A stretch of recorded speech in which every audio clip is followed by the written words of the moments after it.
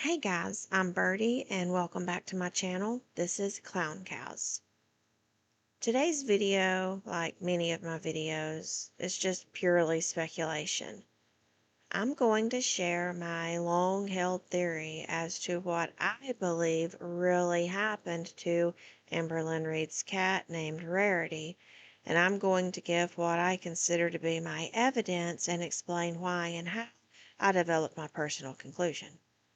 Everything I say, imply, or theorize is nothing more than my perception of events that Amber said played out, or that text messages revealed, or that I just feel based on my own interpretations of Amber. I am not sharing facts. This is only my opinion, and I'm an expert in nothing. Do your own research and please form your own opinions. Also, please be kind to others. Okay, now to begin, I do want to say in advance that I do believe that Rarity is deceased, so this video does not have a happy ending.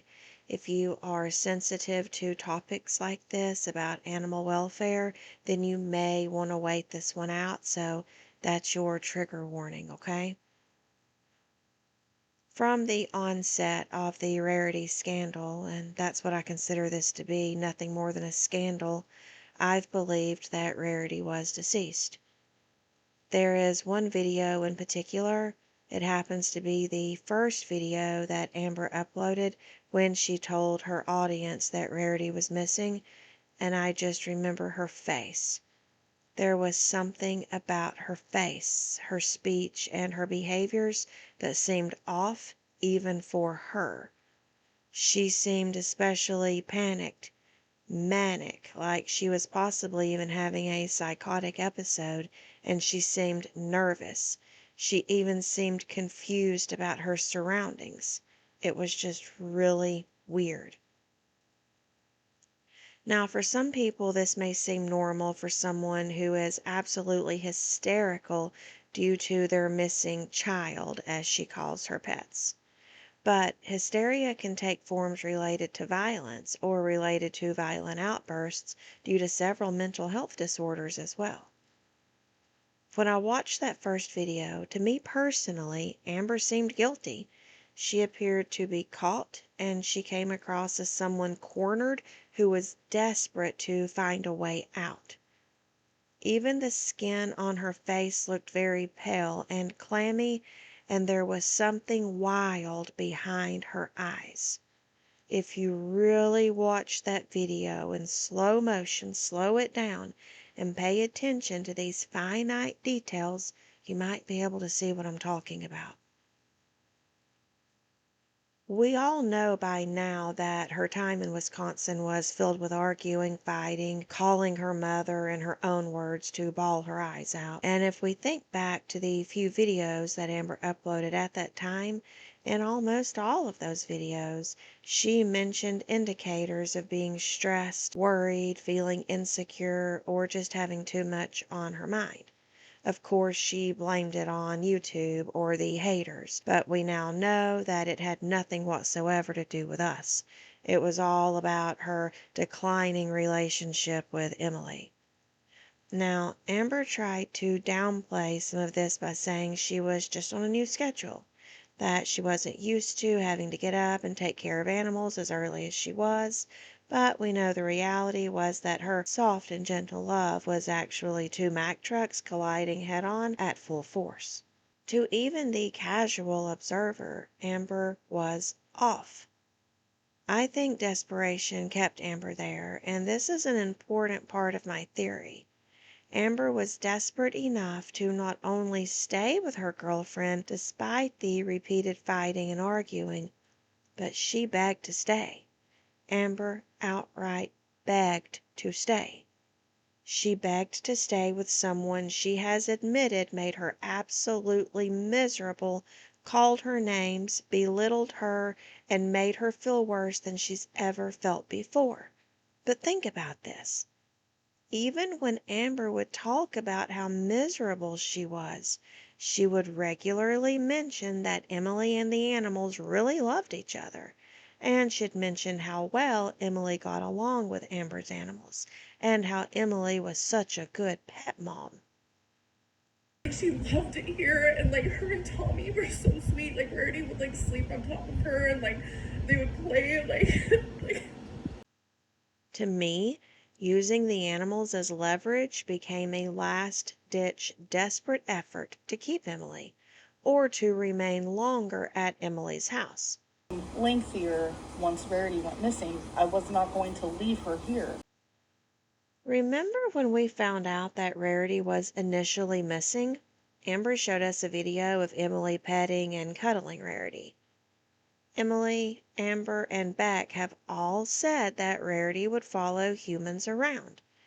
Rarity was the type of cat who was very human attention motivated. You know how some animals are more motivated by food or treats? Rarity's weakness was human attention. She followed people everywhere, and she even slept with Amber when Amber would sleep, regardless of the schedule. So to believe that Amber didn't see Rarity all day is just not believable, in my opinion.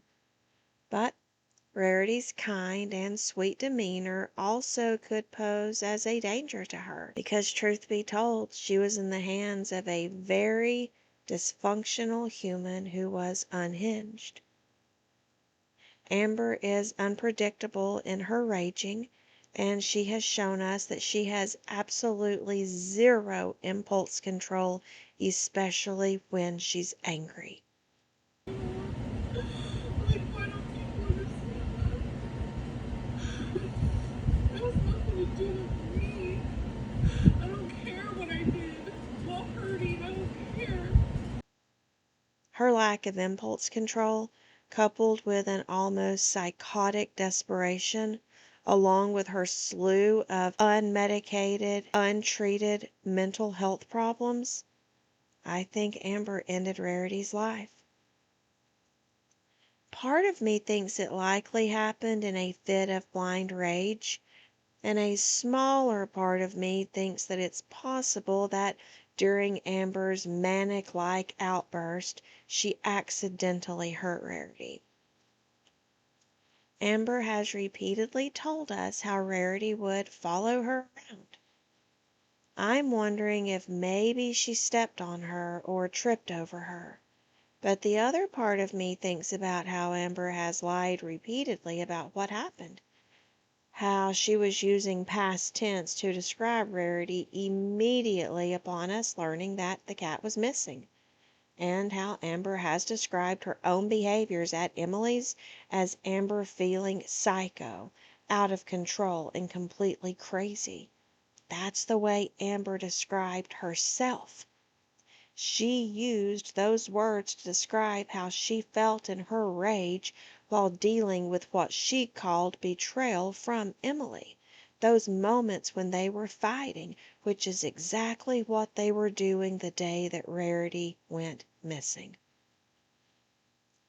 Amber was psycho, out of control, and crazier than she's ever felt in her life, according to her. Let those words sink in. Try to imagine what the walls inside Emily's house saw the day of the hours-long conflict, just before Amber says that Rarity was gone. Do you think Amber was calmly typing those angry text messages to Emily begging to stay? I don't. I think Amber was likely pacing back and forth, stress-eating, raging, and trying to devise a plan to get to stay. Keep in mind that Amber had previously told us that her ultimate goal was to marry Emily. Amber's attachment to her relationship with Emily, albeit strange and unhealthy, was a clue that Amber was willing to do anything to keep Emily, despite saying that she's never felt more out of control and miserable than she did with being with her. I think it's because Amber's insecurity about her legs and her weight weren't as pronounced with Emily, because she said that Emily did make her feel pretty or attractive. Emily allegedly boosted Amber's self-esteem, and it's not the fake confidence that we've all seen from Amber time and time and time again. But I think Amber clung so tightly to Emily because Emily made Amber feel pretty. And how Amber comes across, her physical appearance is very important to her. Amber has always wanted to be the pretty girl. She never was. But I think at least at times with Emily, she felt that way. And she clung to that. Back to Rarity. Amber knew that Emily cared for Rarity. Side note here. I don't know that Emily or Amber, either one, truly care for animals. I don't know them personally, of course, so I can't say for sure, but working in animal rescue for many years, I do know that some people with a supposed love of animals, especially depending on the person's personality and any mental disorders that they may have, some people appear to be animal friendly because they have several pets. But in reality, animals are easy to control. Animals, especially sweet ones, the ones who are very loving or needy, are super easy to control and use as tools of advantage and to make the person feel important, special, or needed. I think about this often when I think about Amber and the way she is with her animals. And when you go back to all the times that Amber has recorded herself talking about how important she is to her pets, how much they love her, or how obsessed they are with her. She did the same thing when she was talking about the pets, her pets specifically, and Emily, how much the pets loved Emily. So, in my opinion, Amber's not so much a loving pet owner as what she is in loving the way animals give her control or a feeling of being special or being needed. And I think that it's possible that Emily could be the same way. That's for another video. It's just a few things in those text messages led me to believe that it is possible that Emily was after control, and this could play into all these pets that she has as well. But again, that's for another video.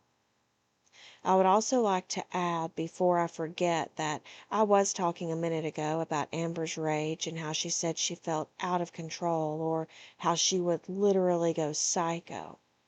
If we just casually observe Amber over the years, she's always had a type of disconnect about her. In my opinion, there's the absolute truth and reality, and then there's Amber's version. Amber has also countless times claimed that she never did something that she had actually filmed herself doing, or that she had never said something that she had actually filmed herself saying.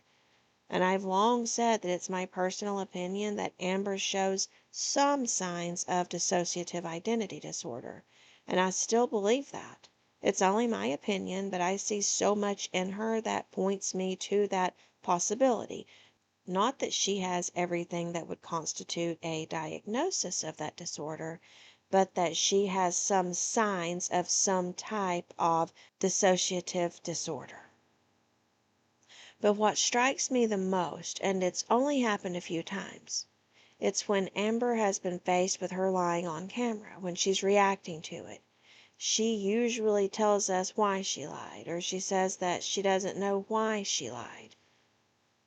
But there have been a handful of times throughout the years where Amber has said that she didn't remember saying that, or she didn't remember doing that, and she has seemed almost baffled or confused when watching herself say it or do it. Amber has also described splitting, and she has said that she sometimes finds herself in a state where she's watching herself do things from outside of her body. Again, just an opinion, but it sounds to me like Amber may be describing some symptoms of DID or another disorder which may be mistaken for a dissociative disorder. Really scary for me, I'm not gonna lie. It started when I was a little girl. It happens when I'm in like high stress situations. It feels like I am just like watching myself from the outside. Like it's like life is happening to me and there's nothing I could do about it. And it's scary. I feel like detached from my body. Now, one of these could be IED or intermittent explosive disorder. What's interesting about this disorder is that it is strongly associated with harming people or harming animals in those fits of rage. We know that Amber has explosive outbursts. We know she overreacts to situations all the time. And we know more than one animal has been lost on her watch, especially when that animal going missing was a potential source of Amber getting something that Amber desperately wanted, like a means to an end. I'm now going to read you what IED is, and you can think about it and decide for yourself if you believe this applies any at all to Amber or not. This is going to be uploaded on the screen so you can read along with me, and this is the definition that I have gotten from online. Intermittent explosive disorder. Intermittent explosive disorder involves repeated sudden bouts of impulsive, aggressive, violent behavior or angry verbal outbursts. The reactions are too extreme for the situation. Road rage, domestic abuse, throwing or breaking objects, or other temper tantrums may be symptoms of IED. Symptoms: impulsive attacks and angry outbursts occur suddenly with little to no warning. They usually last less than 30 minutes. Now, if we scroll down, you'll see before an aggressive bout you may feel, and think about Amber when we read these: rage, irritability, more tension and energy, racing thoughts, tingling, shaking, fast or pounding heartbeat, and chest tightness. Now, in my opinion, here comes the scariest part. The explosive verbal and behavioral outbursts are much too intense for the situation, with no thought about what might happen as a result. The outbursts can include temper tantrums, long, angry speeches, heated arguments, shouting, slapping, shoving, or pushing, physical fights, property damage, or threatening or harming people or animals. At the bottom, it says you may feel a sense of relief and tiredness after the outburst. Later, you may feel guilty or sorry for your actions or even be embarrassed. We've heard Amber say that she was embarrassed, that she was ashamed, and that she has felt guilty for some of the things that she has done before. But of course, she has said that she's still not responsible because, as she called it, it was just a BPD meltdown, so it was not her fault. My personal theories are that Amber either accidentally hurt Rarity, maybe tripped over her in her desperate pacing back and forth, or that she did something unthinkable in a fit of rage where she lost control and went psycho. Maybe Amber, in her last-ditch effort, knew that Emily would likely be very reactive to Rarity being missing, or to something being wrong with Rarity. After all, Rarity would have been the easiest to catch, because Amber only had to say her name one time, and Rarity would come running. There was a trust between them, a bond. These theories are self-admittedly very flawed, though, because if either of these theories are even partly true, there would still be remains. How would she have disposed of her? I know that Emily has a tree line that appears to be where a wooded area begins, right behind her house, and we can see that from the videos of Amber lying to us about that back door being left open for 20 minutes. A few things are for sure, though, from that moment when Amber admitted that Rarity was missing. She immediately referred to Rarity in past tense. She has held a moment of silence for her. She has blocked Rarity's name from her chat because, according to Amber, she didn't like what people were saying. And instead of just telling the truth about Rarity, and I 100% believe that Amber knows the truth of what happened, she blocked people from using the cat's name in an attempt to avoid the truth. I think her lying about what happened and that avoidance of the truth is the biggest indicator that Amber does in fact know what occurred that day, and Amber just doesn't want to talk about it. Just like with those fits of rage described in the IED, the intermittent explosive disorder, A lot of times, the aftermath, the consequences of what's done when the person actually sits and looks at what occurred, there's true guilt for what happened. And for me, I'm thinking if Amber did what I'm theorizing, she would have guilt for it, so she wouldn't want to talk about it. Want to think that there's more to the story and that I'm lying and that this or that, and it's just become a lot. It has. But what I am deciding to do for my mental health is I am no longer going to be talking about Rarity at all. But I can promise those who love her that if she is found, I will tell you. But till then, I'm done talking about her because I just want her back. And to have to every day defend myself is just exhausting. I'm done defending myself. I feel defeated and I feel exhausted, and it's not good for my mental health. Vlogmas has been depressing because I have been depressed. I'm literally going through a lot right now. Rarity is at the forefront of my mind, but there are other things in my life. Again, all of this is just my opinion, and I'm just grasping at straws here. But I think we all want to know the truth of what occurred that day. Let me know your thoughts and theories, though. Do you think Rarity found another home and she's still kicking it somewhere in Wisconsin? Or do you think something unspeakable happened? Do you think Amber is capable of even doing the unspeakable? Never do anything to put any of my animals in harm's way. I don't care what I did. What hurting, I don't care. Do you think Amber displays symptoms of IED? And if you do you think she has an uncontrollable fit of blind rage and maybe she just had that happen that day and snapped? Just tell me what you think. Maybe collectively we can get to the bottom of this. Whether you agree or disagree, I want to hear about it. This is off topic to an extent, but I thought this would be a good time to just quickly say that as someone who has worked in animal rescue and animal advocacy for years, I've seen some horrific things, and I know that a lot of you are also rescuers and animal lovers, and I just wanted to say that I personally appreciate and respect every one of you who have helped an animal have the chance at a life worth living.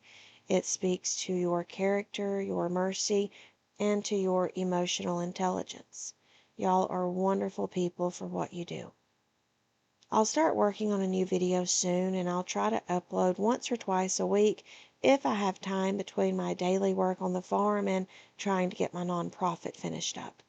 We're still working on putting up fencing and such, and it's a lot of work, but I'm going to put together videos as often as I reasonably can.